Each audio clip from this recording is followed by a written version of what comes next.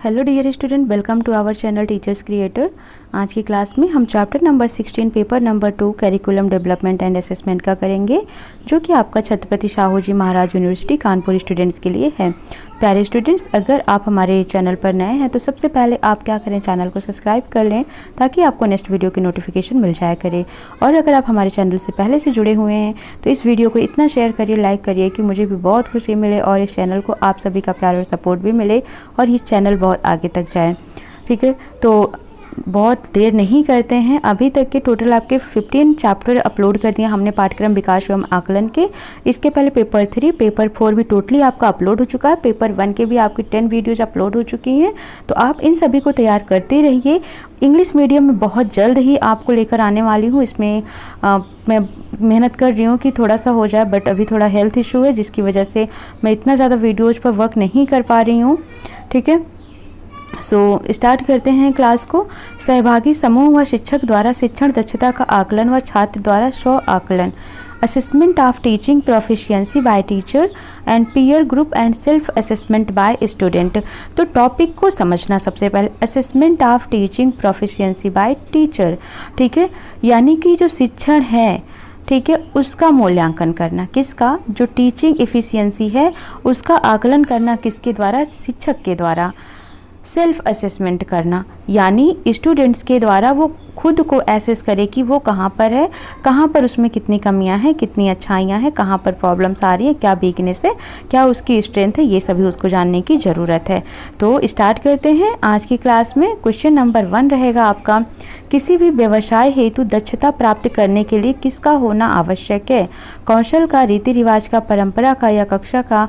तो किसी भी बिजनेस में आप इफ़िशियंट हों, आप बहुत ही अच्छा काम कर रहे हों, सक्सेस पा रहे हों, ठीक है, तो ये क्या होना ज़रूरी है? कौशल का, रीति रिवाज, परंपरा या कक्षा?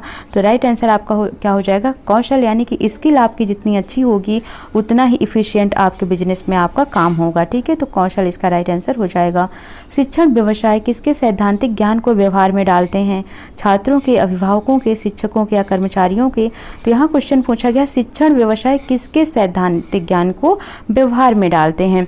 तो किसके सैद्धांतिक ज्ञान को डाला जाता है? जो टीचर्स होते हैं, शिक्षक होते हैं, उनके जो भी प्रिंसिपल्स होते हैं या उनकी जो भी नॉलेज होती है उसको बच्चों में डाला जाता है, यानी छात्रों के व्यवहार में डाला जाता है। फिर देख लेते हैं, प्रभावी अध्यापकों को शिक्षण में दक्षता प्राप्त करने हेतु किससे परिपूर्ण होना आवश्यक है? किसकी बात कर रहे हैं? प्रभावी अध्यापक, यानी जो इफेक्टिव टीचिंग होता है या इफेक्टिव टीचर होते हैं, उनको शिक्षण में, एजुकेशन में इफिशियंट यानी कि दक्षता प्राप्त करने के लिए किससे परिपूर्ण होना चाहिए? कौशल, दक्षता या दोनों या सेवाओं से? तो राइट आंसर आपका क्या हो जाएगा? जब कोई भी इफेक्टिव टीचर कब बन सकता है? जब उसकी स्किल्स, उसकी एफिशिएंसी दोनों ही परिपूर्ण हो, दोनों ही फुलफिल होती है, तब वो अपने एजुकेशन में बहुत ही इफिशिएंट हो सकता है। तो राइट आंसर हो जाएगा सी। क्वेश्चन नंबर 4 है आपका, इनमें से कौन अपने कार्यों और छात्रों के बीच संबंधों को समझ पाता है? प्रभावी अध्यापक, पर्यवेक्षक, सैनिक या संगीतक? तो राइट आंसर हो जाएगा आपका, जो इफेक्टिव टीचर्स होते हैं, प्रभावी अध्यापक होते हैं, वो उनका जो कार्य है, जो वर्क है उनका, और जो उनके स्टूडेंट्स हैं उनके बीच के रिलेशंस को अच्छे से समझ पाते हैं। आजकल हमारा उद्देश्य कैसी शिक्षा प्रदान करना है? तो आजकल हमारा उद्देश्य जो होता है, प्रभावी शिक्षा, पूर्ण शिक्षा, जन शिक्षा या सीमित शिक्षा? तो सीमित तो होगा नहीं, राइट आंसर हो जाएगा कैसी शिक्षा? जन शिक्षा प्रदान करना हमारा उद्देश्य है। हमें जिन अध्यापकों की ज़रूरत है उनको कैसे प्राप्त किया जा सकता है? सही प्रशिक्षण से, सही शिक्षा से, या दोनों से, या इनमें से कोई नहीं? तो आपका क्वेश्चन क्या है, फिर से समझिए। जिन अध्यापकों की ज़रूरत है उनको कैसे प्राप्त किया जाए? कैसे अध्यापक की ज़रूरत है? अनुभवी से, है ना, कैसे हो, बहुत ही प्रभावी हो, उनमें बहुत कौशल हो। ठीक है, तो सही प्रशिक्षण, सही शिक्षा, दोनों से ही हम एक अध्यापक को पा सकते हैं। तो दोनों इसका राइट आंसर हो जाएगा। शिक्षण और प्रशिक्षण में दक्षता किसके द्वारा प्राप्त की जाती है? तो दोनों में ही, चाहे वो एजुकेशन की बात करें, ट्रेनिंग की बात करें, दोनों में ही जो आपको दक्षता मिलती है, एफिशिएंसी मिलती है, वो स्किल के द्वारा मिलती है। ना तो पैसे से आप स्किल बना सकते हैं, ना किसी और से स्किल बना सकते हैं, ना फ्रेंड से। आप केवल स्किल के द्वारा ही अपने आप की एफिशिएंसी को मजबूत कर सकते हैं। तो इसका राइट आंसर हो जाएगा। क्वेश्चन नंबर 8 देखेंगे, शिक्षण अधिगम है क्या? परिपूर्ण है, असीमित है, जटिल प्रक्रिया है या सेवा है? तो राइट आंसर आपका हो जाएगा कि जो शिक्षण अधिगम है, लर्निंग टीचिंग प्रोसेस क्या होता है, एक कॉम्प्लेक्स प्रोसेस होता है, यानी कि एक जटिल प्रक्रिया होती है। अध्यापक द्वारा की जाने वाली विभिन्न गतिविधि है पाठ का प्रस्तुतिकरण, श्याम पट्ट पर लिखना, दोनों, या चित्र को फाड़ना। तो अब चित्र तो वो फाड़ता नहीं है, ठीक है, वो श्याम पट्ट पर भी लिखते हैं और पाठ को भी प्रस्तुत करते हैं, बताते हैं। तो दोनों, इसका राइट आंसर हो जाएगा सी। अध्यापक के लिए कक्षा में विश्वासपूर्ण पढ़ाने के लिए कितने प्रकार के ज्ञान का आवश्यकता होती है, 4, 3, 5 या 7? तो राइट आंसर हो जाएगा 3 प्रकार के ज्ञान की आवश्यकता होती है एक अध्यापक को किसी विश्वासपूर्वक क्लास में पढ़ाने के लिए। इनमें से कौन से अध्यापक के ज्ञान के लिए ज्ञान नहीं है, यानी टीचर्स के लिए नॉलेज नहीं है? इनमें से क्या? विषय वस्तु का ज्ञान, छात्रों में अधिगम प्रक्रिया का ज्ञान, शिक्षण कार्य नीतियों का ज्ञान या व्यवहार का ज्ञान? तो राइट आंसर हो जाएगा व्यवहार। एजुकेशन में व्यवहार का मतलब नहीं है यहाँ पर। तो जब भी अध्यापक के लिए क्या ज्ञान नहीं है, तो व्यवहार का ज्ञान अध्यापक के लिए कोई ज्ञान नहीं है। 12 नंबर है, अध्यापकों को प्रशिक्षण या कार्यशालाओं से प्राप्त ज्ञान को उपयुक्त अवसरों में किस रूप से देने की आवश्यकता होती है? व्यवहारिक, सामाजिक, नैतिक या राजनीतिक? तो राइट आंसर आपका हो जाएगा व्यवहारिक, यानी जो व्यवहारिक है। अब यहाँ पर क्या बोला गया? अध्यापकों को प्रशिक्षण या कार्यशालाओं से प्राप्त ज्ञान को उपयुक्त अवसरों में किस रूप में देने की आवश्यकता होती है? कहाँ पर? प्रशिक्षण या कार्यशालाओं से जो भी उनको ज्ञान प्राप्त होता है उसको किस अवसर में, ठीक है, किस रूप में देने की आवश्यकता होती है? तो वो होता है उनका व्यवहारिक रूप में। किससे अपेक्षा की जाती है कि उन्हें अपने विशिष्ट कार्य क्षेत्र के बाहर के क्षेत्रों की भी जानकारी होनी चाहिए? छात्र, निर्देशक, अध्यापक या मनोवैज्ञानिक? तो राइट आंसर आपका हो जाएगा, यहाँ पर क्या बोला गया है, किससे अपेक्षा की जाती है, ठीक है, कि वह उन्हें अपने विशिष्ट कार्य क्षेत्र के बाहर के क्षेत्र की भी जानकारी हो। तो वो छात्र है या अध्यापक, निर्देशक या मनोवैज्ञानिक है? तो राइट ऑप्शन आपका क्या हो जाएगा? जो टीचर होता है, अध्यापक होता है, ठीक है, उसको अपने क्षेत्र के अलावा भी, विशिष्ट क्षेत्र के अलावा भी बाहर की भी नॉलेज या जानकारी होनी चाहिए। विस्तृत ज्ञान रखने वाले प्रशिक्षित अध्यापकों को किन लोगों से सम्मान मिलता है? विस्तृत ज्ञान रखने वाले, ठीक है, यानी कि हर तरीके की नॉलेज उनके पास हो, ऐसे जो अध्यापक होते हैं उनको कैसा सम्मान मिलता है? अपने सहकर्मी से, समाज के लोगों से, दोनों से, या दलालों से? तो ये तो समझे हुई नहीं, इनको तो काट ही दो, ठीक है। बचते क्या हैं? यानी जो नॉलेजेबल टीचर्स होता है उसको अपने कलीग से भी और समाज के लोगों से, दोनों ही जगह से सम्मान मिलता है। तो राइट ऑप्शन हो जाएगा सी। ग्रामीण क्षेत्रों में निर्णय लेने के लिए विभिन्न प्रक्रियाओं में किससे सलाह मशविरा किया जाता है? तो ग्रामीण क्षेत्रों की अगर हम बात करें तो निर्णय लेने के लिए शिक्षक से सलाह मशवरा किया जाता है। अध्यापक से किस जानकारी की अपेक्षा नहीं की जाती है? तो अध्यापक को राष्ट्रीय राजनीति, भारत का इतिहास, देश का भूगोल तो ये सब पता होता है, पर समाज की चोरी की अपेक्षा नहीं की जा सकती कि ये जानकारी अध्यापक को हो। सरकार एक प्रशिक्षित शिक्षक को क्या बनाने हेतु निवेश प्रदान करती है? ज्ञानवान, प्रबुद्ध, दोनों या नेता? तो जो सरकार है वो एक प्रशिक्षित शिक्षक को ज्ञानवान और प्रबुद्ध दोनों ही बनाने की कोशिश करती है। आज शिक्षक के सामने कैसा दायित्व है? चुनौतीपूर्ण, सीमित, असीमित है? इनमें से कोई नहीं। तो अगर हम बात करें आज जो टीचर हैं उनके सामने एक चुनौतीपूर्ण दायित्व आ चुका है, तो इसका ए राइट आंसर हो जाएगा। हमारी शिक्षा व्यवस्था की सबसे बड़ी कमजोरी क्या है? तो हमारी शिक्षा व्यवस्था की सबसे बड़ी कमजोरी क्या है? मूल्यांकन प्रक्रिया है। तो सी इसका राइट आंसर हो जाएगा। नेक्स्ट नंबर क्वेश्चन हम देखते हैं 20। आज के तेजी से बदलते युग में किस पर अत्यधिक भार है? शिक्षक, छात्र व या मंत्री? तो राइट ऑप्शन आपका हो जाएगा जो शिक्षक है, टीचर है, उस पर अत्यधिक भार होता है। जैसे आपका सिलेबस कंप्लीट करवाना है ना, आप तो हजारों चैनलों से जुड़े होंगे, ठीक है, लेकिन आप थोड़ा सा पढ़ लेते होंगे, बट एक टीचर है जो है वो सोचता है कि हम अपने स्टूडेंट्स को कितना बेनिफिट, कितना इंपॉर्टेंट कंटेंट दे दें ताकि वो एग्जाम में अच्छा नंबर ले आ सके। तो जो टीचर होता है उस पर बहुत ज़्यादा ही भार हो जाता है। आज शिक्षक की प्रभाविकता के लिए किसको पर्याप्त नहीं माना जा रहा है? शिक्षक को, समाजीकरण को, दोनों को, या इनमें से कोई नहीं? तो राइट आंसर आपका हो जाएगा यहाँ पर इनमें से दोनों।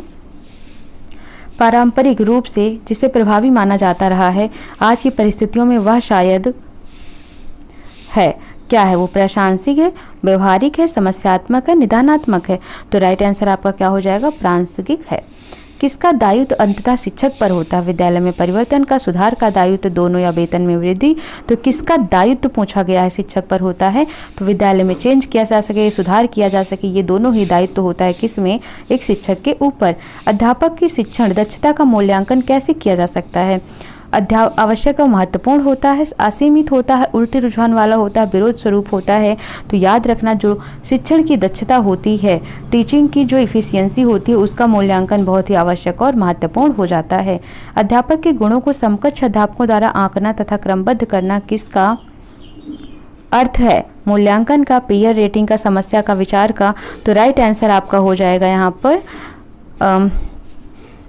पीयर रेटिंग का। क्या बोला गया? अध्यापक के गुणों को समकक्ष अध्यापकों से, तो जब भी कलीग्स की बात होती है तो अब ये इनके साथ ही पीयर ट्यूटरिंग हो गई एक तरीके से। जैसे हम ग्रुप में होते हैं तो जो हमारे साथ के स्टूडेंट होंगे हम उनको क्या बोलेंगे? पीयर बोलेंगे। लेकिन जब हमारे साथ के टीचर होंगे, हम अपने टीचर के साथ बैठे होंगे, हम अपने टीचर के साथ नहीं, हमारे जो दोस्त टीचर हैं, जो हमारा ग्रुप टीचर का है, तो जब हम उनके साथ बैठते हैं तो वो होता है पीयर रेटिंग। ठीक है, तो इनके जब हम इनके द्वारा टीचिंग को आंकते हैं या क्रमबद्ध करते हैं तो इसको कहते हैं पेयर रेटिंग करना।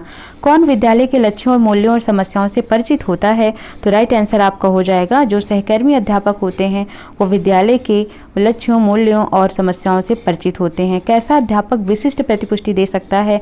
विषम विषय क्षेत्र का, समान विषय क्षेत्र का, स्थानीय जानकार का, सही विषय का ज्ञाता। ये राइट आंसर हो जाएगा समान विषय क्षेत्र का एक अध्यापक जो है विशिष्ट प्रतिपुष्टि दे सकता है।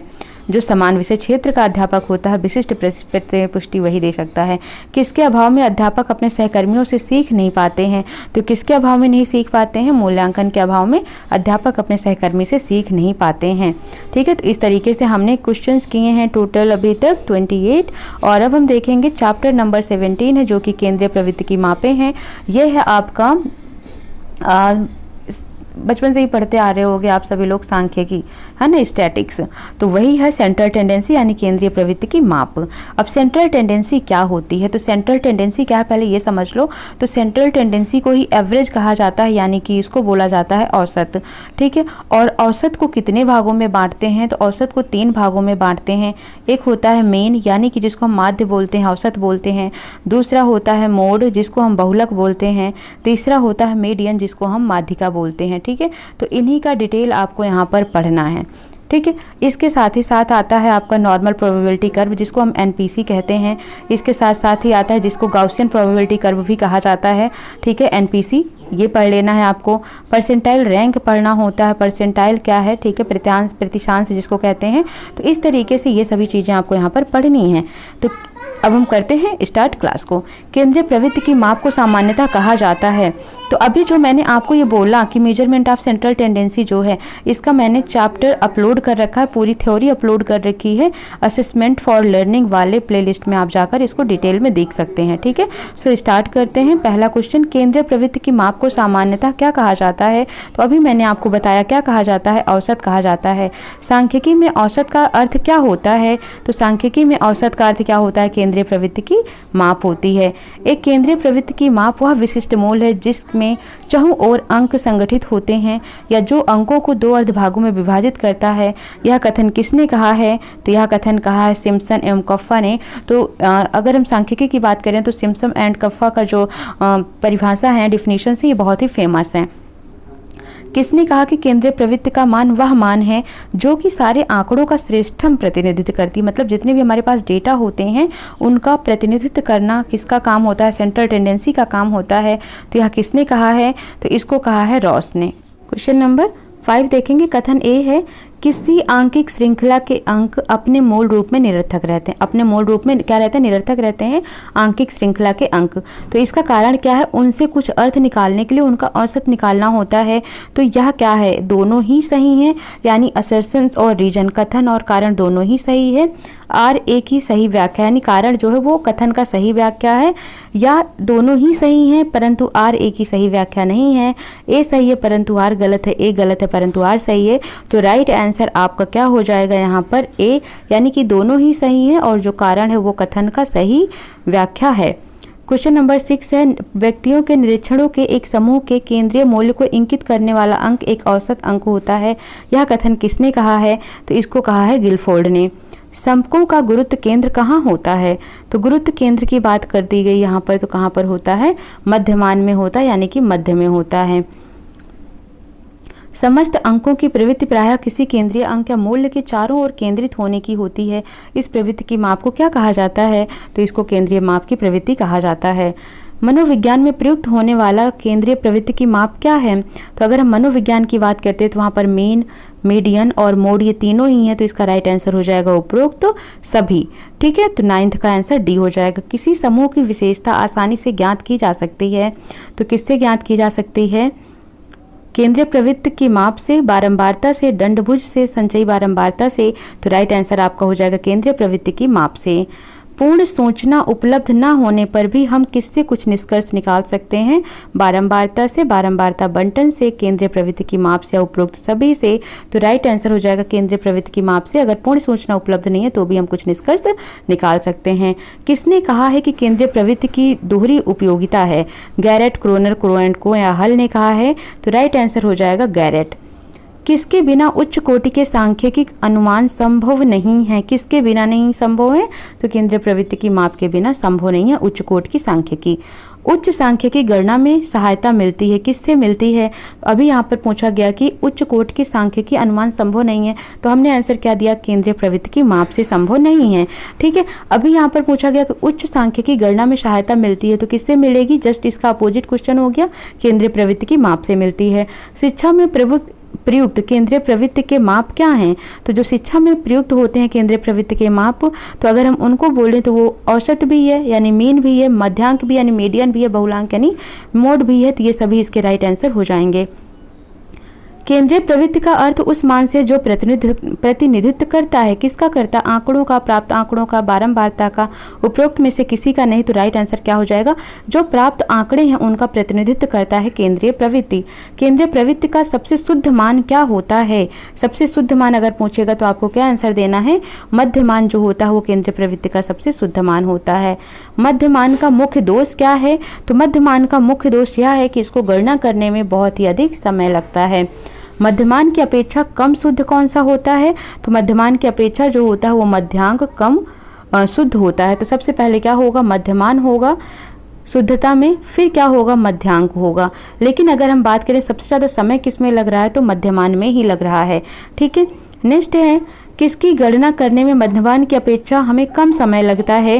तो अभी मैंने बताया कि ज़्यादा समय किस में लगता है? मध्यमान में। तो उससे कम शुद्ध कौन सा हुआ? तो वो मध्यांक हुआ। तो कम गणना करने में किस में समय लगेगा? तो मध्यांक में ही लगेगा। तो राइट आंसर हो जाएगा आपका ए। आंकड़ों को दो बराबर भागों में बांटना क्या कहलाता है? मध्यमान, प्रसार, मध्यांक या चतुर्थ विचलन। तो राइट आंसर आपका हो जाएगा यहाँ पर मध्यांक। ठीक है, जो मध्यांक होता है मध्य अंक, यानी कि मध्य अंक हम बीच में निकाल लेते हैं, तो इसकी तरफ और इसकी तरफ ये एक इक्वल नंबर में डिवाइड हो जाता है डेटा। जैसे ये है तो इसका मध्यमान क्या, मध्यांक क्या हो जाएगा? बीच वाला 13 नंबर जो है ये 13 इसका मध्यांक हो गया। तो ये क्या कर रहा है? आंकड़ों को दो बराबर भागों में बांट दिया। ठीक है, तो आंकड़ों को दो बराबर भागों में कौन बांटता है? मध्यांक बांटता है। फिर बोला गया कि इसका मध्यमान एवं बहुलक क्या होगा? तो सबसे पहले बहुलक निकाल लो। तो जो नंबर सबसे ज़्यादा बार आए वो क्या कहलाता है? बहुलक। तो 10 देखो यहाँ पर 3 बार आया है तो बहुलक क्या हो गया? 10 हो गया। तो अब यहाँ पर देखो कि बहुलक दूसरे नंबर पूछा गया है, तो 10 कहाँ पर है? यहाँ दोनों पर है। इन दोनों में से ही कोई ऑप्शन सही होगा, पर ये दोनों आपके क्या हो गए? निगलेक्ट हो गए। अब इसका क्या निकालना है? आपको मध्यमान निकालना है। तो मध्यमान होता है आपका जितने भी नंबर दिए हुए हैं उनको जोड़ लो। तो क्या करना है आपको? इन तीनों यानी इन पांचों संख्याओं को जोड़ना है। तो कुल कितनी संख्या हो गई? ये 5 हो गई। तो जितनी भी संख्या हो उसको उतने से ही भाग दे दो। तो 10 10 20, 20 10 30 है ना, 30 10 40, 10 50 और 50 में 5 जोड़ दोगे तो 55 हो जाएगा। 55 बटे क्या हो जाएगा? 5, और इसको कट करेंगे तो ये 11 आ जाएगा। तो राइट आंसर आपका क्या हो जाएगा? सी, यानी कि 11 और 10 इसका मध्यमान और बहुलक होते हैं। रेखा चित्रों का प्रचार नहीं है। सचित्र, प्रतिशत वक्र, वृत्त रेखा चित्र, तुलनात्मक दंड रेखा चित्र या उपरोक्त में से कोई नहीं। तो डियर स्टूडेंट राइट आंसर हो जाएगा उपरोक्त में से कोई नहीं, मतलब ये सभी रेखा चित्र का प्रकार नहीं है। शैक्षिक मूल्यांकन का कार्य है। तो शैक्षिक मूल्यांकन का कार्य क्या होता है? सफल निर्धारण कार्य, पूर्व कथन कार्य, निदानात्मक। तो ये सभी कार्य होते हैं किसके? शैक्षिक मूल्यांकन के। मध्यमान का सूत्र क्या होता है? ऑप्शन है आपके पास m = AM + sigma FD / n × CI। तो याद रख लो, इसका फॉर्मूला मैं आपको नोट करा देती हूँ। इसका फॉर्मूला हो जाएगा मध्यमान यानी कि mean = arithmetic mean plus summation f × d / n × CI। ठीक है, उसके बाद क्वेश्चन नंबर 26 है, निम्नलिखित में से कौन संबंधित नहीं है? ठीक है, कौन सा संबंधित नहीं है? प्रसार, मध्यमान या मध्यांक या बहुलांक। तो कौन सा संबंधित नहीं है? तो राइट आंसर हो जाएगा आपका प्रसार। ठीक है, ये संबंधित नहीं है। फिर आता है क्वेश्चन नंबर 27। क्वेश्चन नंबर 27 आता है, ठीक है। 27 में देखो क्या करना है, इसका गुणनफल निकालना है। 0.03 इंटू 0.012 का गुणनफल क्या होगा। तो आपको क्या करना है, सब भूल जाना है, किसका मल्टीप्लाई करना है, 12 और 3 का मल्टीप्लाई करना है। तो 12 और 3 का मल्टीप्लाई अगर आप करेंगे तो कितना मिल जाएगा आपको, 36 मिल जाएगा, है ना। 12 3 क्या होता है, 36 होता है ना।